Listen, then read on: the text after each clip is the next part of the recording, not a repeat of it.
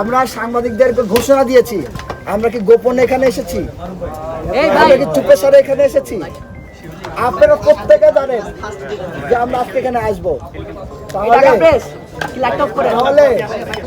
তাহলে রেজিস্ট্রার মহোদয় এখন অফিসে নাই কেন?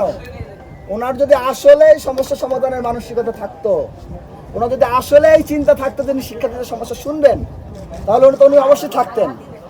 তাহলে উনি অফিসে নাই কেন? এখন তো অফিস টাইম, ওনার তো 24 ঘন্টা ডিউটি।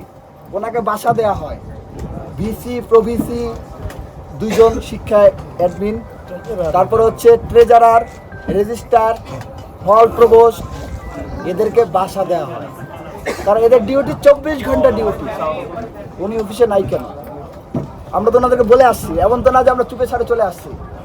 আপনারা গতকালকে নিউজ দেখেছেন যে প্রায় হচ্ছে 22 জন কর্মকর্তা, যাদেরকে আপনার কি পাওয়া গেছে, যাদেরকে আপনার পাওয়া যায় নাই, কি বলে এটারে, মানে অফিসে এসে 42 জন কর্মকর্তা। দেখেন 7 কক্ষে যে নিউজ, চ্যানেল 24 এর নিউজ, এই যে ঢাবি প্রশাসনিক ভবন লাঞ্চ টাইমের 1 ঘন্টা পরেও, এখন তো লাঞ্চ টাইম শুরু হয়নি এখন, তাই না? এখনও দেখেন যে অনেক কক্ষে কর্মকর্তারা নাই। আচ্ছা দেখেন, ঢাবি প্রশাসনিক ভবন লাঞ্চ টাইমে 1 ঘন্টা পরেও মাত্র 7টা কক্ষে 42 কর্মকর্তা, 42, 7টা কক্ষে।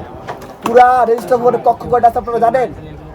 এক একটা সাইডে 10 থেকে 15টা করে কক্ষ আছে, এরকম প্রত্যেক ফ্লোরে 3টে বা 4টা এরকম সাইড আছে, বারান্দা আছে।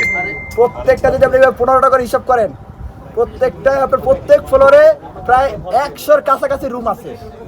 রেজিস্টার ভবন 3 তলা ভবন, প্রায় 300 রুম আছে।